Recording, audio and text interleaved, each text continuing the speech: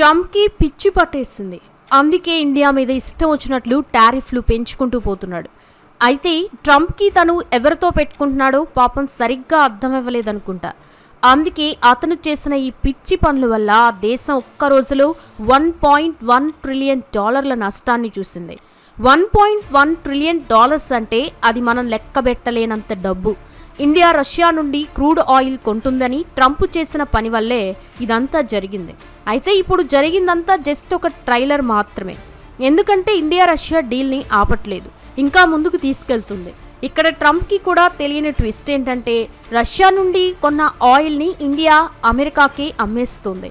అది ఎలాగో ఏంటో అనేది ఈ వీడియోలో మీకు క్లియర్గా చెప్తాను. వీడియోని ఎక్కడా స్కిప్ చేయకుండా చివరి వరకు చూడండి.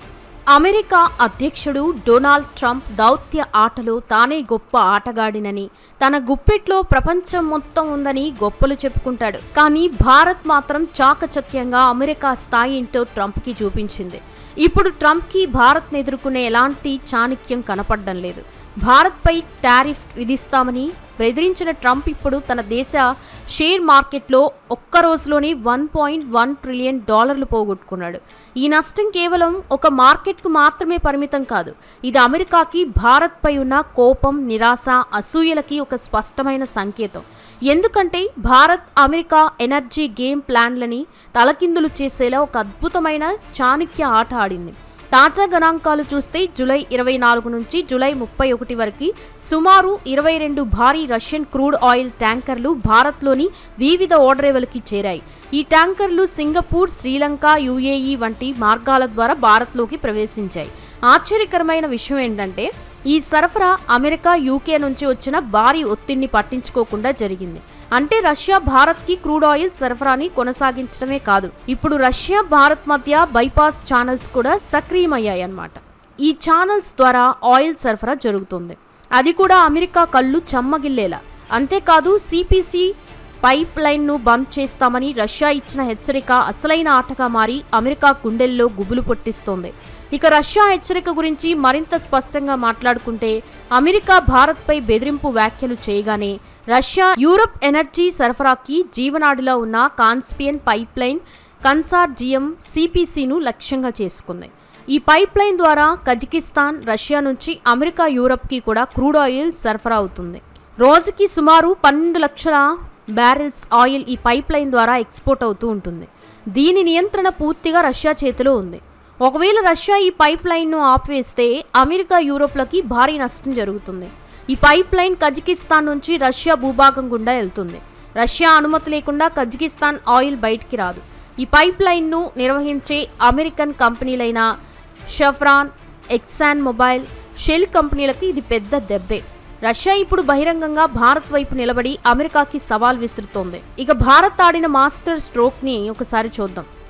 రష్యా నుంచి నేరుగా క్రూడ్ ఆయిల్ తీసుకుంటే అమెరికా ఆగ్రహం తెచ్చుకుంటుందని గ్రహించిన భారత్ ఒక తెలివైన చాణక్య రీతిలో మార్గం కనుగొంది. రష్యన్ ఆయిల్ని గల్ఫ్ బ్లెండ్ లేదా ఏషియన్ మిక్స్ క్రూడ్గా పేరు మార్చి సరఫరా చేస్తోంది. రిలయన్స్ లాంటి భారతీయ కంపెనీలు ఈ ఆయిల్ని ఇతర సోర్స్ల పేరిట భారత్కి తీసుకొస్తున్నాయి. ఇలా ఆయిల్ రష్యాదే అయినా అమెరికాకి దాని మూలం తెలియకుండా చేస్తుంది. ఈ చాకచక్యం వల్ల భారత్, అమెరికా, యూకే ఆంక్షల్ని సమర్థవంతంగా తప్పించుకుంటుంది. అయితే ఇప్పుడు కథ మరో మలుపు తిరిగింది. ఇది చూస్తే మీరు కూడా ఆశ్చర్యపోతారు. భారత్ కేవలం క్రూడ్ ఆయిల్ కొనే దేశం కాదు, ఇప్పుడు ఒక ఎనర్జీ ఎక్స్పోర్ట్ శక్తిగా గ్లోబల్ మార్కెట్లో ఒక సూపర్ పవర్గా ఎదిగింది.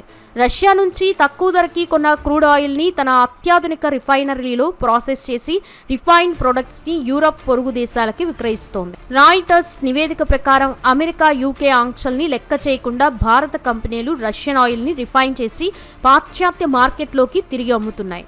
ఆశ్చర్యకరంగా ఈ రిఫైన్డ్ ఆయిల్ అమెరికా పెట్రోల్ పంపులకు కూడా చేరుతుంది. అమెరికా ఇప్పుడు దిగ్బంధంలో ఉంది. భారత్ని ఎలా ఆపాలో తెలియక ఒకవైపు టారిఫ్లు బెదిరింపు, మరోవైపు G7 దేశాల ద్వారా ఒత్తిడి, IMF, WTO వేదికలపై భారత్ ఎనర్జీ విధానాలపై ప్రశ్నలు లేవనెత్తుతోంది. కానీ భారత్ ఏమాత్రం వెనక్కి తగ్గలేదు, ఒక్క అడుగు కూడా వెనక్కి వేయలేదు. అమెరికా షేర్ మార్కెట్ ఒక్క రోజులో $1.1 ట్రిలియన్ కోల్పోయింది. డౌ జోన్స్, నాస్డాక్, S&P 500 లాంటి ఇండెక్స్లు గండికొట్టాయి, ఒక్కసారిగా కుప్పకూలాయి. గ్లోబల్ ఇన్వెస్టర్లు ఇప్పుడు గ్రహించారు, భారత్ని బెదిరిస్తే అమెరికాకి నష్టం జరుగుతోంది. అది కూడా ఊహించని స్థాయిలో. రష్యా బెదిరిస్తున్న సిపిసి పైప్ లైన్లో షెవ్రాన్, ఎక్సాన్ మొబైల్, షెల్ వంటి అమెరికన్ కంపెనీలు పనిచేస్తున్నాయి. ఇప్పుడు వాటికి భారత్ రిఫైన్డ్ ఆయిల్ నుంచి గట్టి పోటీ ఎదురవుతుంది. అది కూడా అమెరికన్ రిఫైనరీ ఉత్పత్తిని ఒత్తిడిలోకి నెట్టే స్థాయిలో. భారత్ ఇప్పుడు కేవలం క్రూడ్ ఆయిల్ కొనే దేశం కాదు, గ్లోబల్ ఆయిల్ వాణిజ్యంలో కొత్త రాజుగా ఎదిగింది. రష్యా నుంచి తక్కువ ధరకు కొన్న క్రూడ్ ఆయిల్ని రిఫైన్ చేసి విలువ జోడించి యూరప్, ఆసియా ఇతర దేశాలకి విక్రయిస్తోంది. భారత రిఫైనరీలు 100% సామర్థ్యంతో పనిచేస్తున్నాయి. ఒక్క గ్యాప్ లేకుండా ఈ ప్రక్రియ ద్వారా భారత్కి భారీ ఆదాయంతో పాటు దౌత్య శక్తి కూడా లభిస్తోంది. అమెరికా ఒకప్పుడు ఆడిన ఆట ఇప్పుడు దానిపైనే తిరిగి పడుతుంది. ఒకప్పుడు కేవలం కొనుగోలుదారిగా ఉన్న భారత్ ఇప్పుడు రష్యా మద్దతుతో అమెరికాకి ఆయిల్ రంగంలో ప్రత్యర్థిగా మారింది. అది కూడా అమెరికా ఊహించని రీతిలో. సో ఇది ఫ్రెండ్స్, ఇండియా చేస్తున్న ఈ పని మీద మీ అభిప్రాయం ఏంటో కామెంట్స్లో తప్పకుండా చెప్పండి. అండ్ ఈ వీడియో కనుక మీకు నచ్చినట్లయితే ఒక లైక్ చేసి ఇలాంటి మరెన్నో ఇంట్రెస్టింగ్ వీడియోస్ కోసం మన ఛానల్ని సబ్స్క్రైబ్ చేసుకోండి. Thanks for watching this video.